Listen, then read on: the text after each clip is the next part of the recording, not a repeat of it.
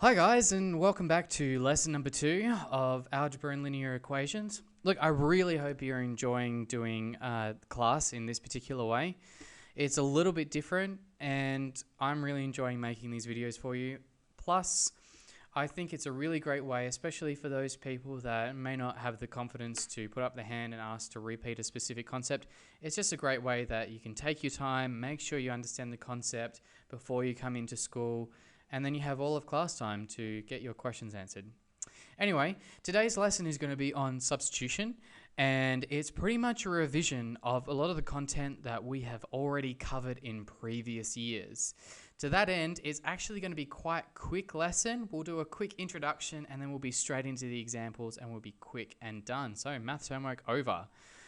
So today, like I said, we are going to be having a look at substitution. Now, from previous years, we would have already discussed that the purpose of algebra, numbers can represent letters and letters can represent numbers. And in a lot of the working and equations that we go through, a lot of the time we don't actually know what those numbers are. However, in these small exercises that happen probably once or twice every chapter, we take the time to look at what exactly would happen if one of these letters was to be given a specific value. And there's an example right there. What if the letter A in an expression or an equation, I hope you remember what they were from last lesson, what if the letter A in either of those two things was represented by the number 2? What would the answer be if we substituted the number 2 in? And that's where the title comes in, substitution, letting the number take place of the letter. And that's basically it. Let's have a look at a quick example. If we were to say 2a plus 3, right?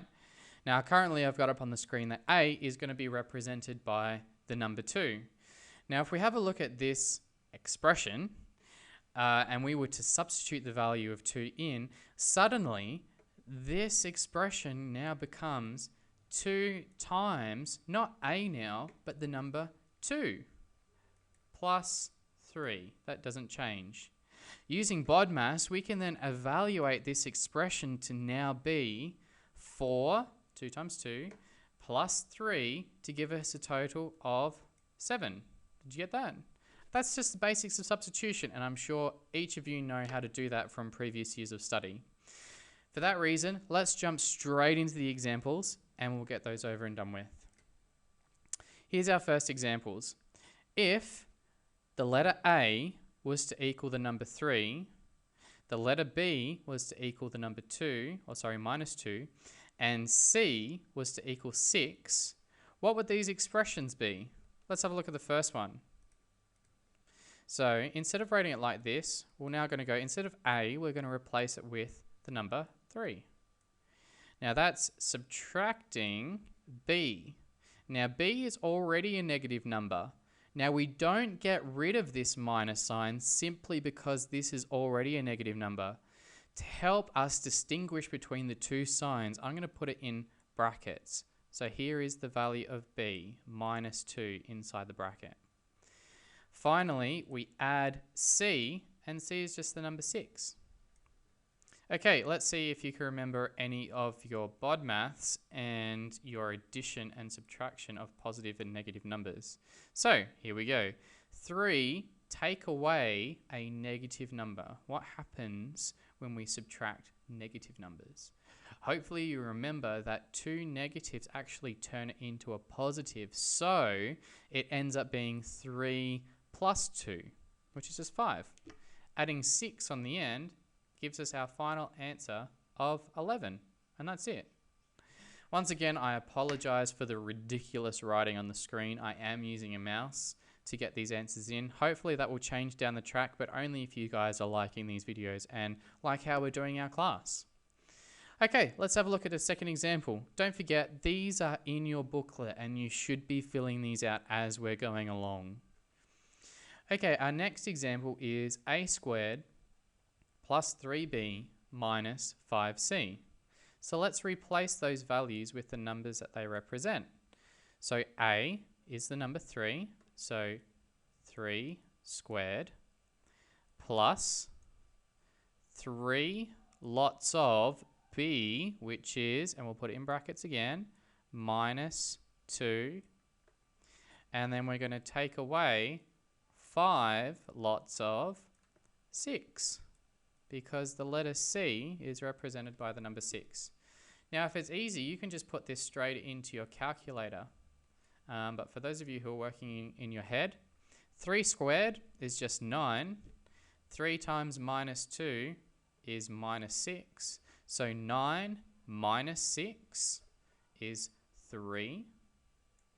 Take away 5 times 6 is 30. So take away 30. That means our final answer is going to be minus 27. That's it. Now you could have done that in one step in your calculator and that would have been given full marks as well. Don't forget, no one judges you for using your calculator. Our third example, this one here, is going to be a great one of using your calculator. There's not going to be many people that will be able to do this in their head. But if you can, good on you. Okay, so let's write this again. It is the cube root, and a, remember, is being replaced by the number 3. So 3 squared plus b is minus 2 to the power of 4. Okay, let's evaluate what's inside the radical sign.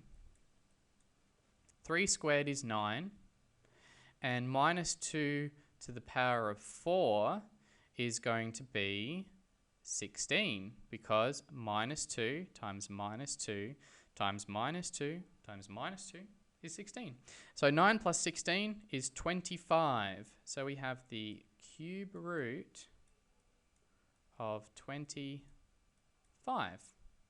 Now if you use your calculators for this one, what does the answer come to? Now there's two ways you can answer it. You can leave it like this, or you can go to 2 decimal places. For now, I'm just going to leave it like this. Okay, let's go on to our last example, which is 2a plus b over c. Now remember, what's the value of a? In this example, it is the number 3. So 2 times 3 plus our minus 2 over, and what's the value of c? If you have a look up in the question, the value of c is just 6. So over 6. Now if you can do this in your head, 2 times 3 is 6. Take away 2 is 4. 4 divided by 6 is 2 over 3. Again, if you want to use your calculator, that's perfectly fine as well. All right, our very last example for this lesson is question number 2. And that says, if the letter X is represented by 3AB and the letter Y is represented by A squared B, find an expression for 2x squared over 9y. This is a little bit harder because our answer is now going to come out as an algebraic expression. It is not going to be an actual number. When we replace letters with more letters, it makes sense that our answer is still going to have letters in it. Nevertheless, let's simplify it. Let's substitute our numbers in and see what answer we get. So, let's substitute it in straight away. Our numerator is 2 times x squared. Now remember, x is 3ab, and that's still squared, so we're going to have to sort that out a little bit later to simplify it. But for now, let's go to our numerator. Our numerator is 9 times y, which is just a squared b.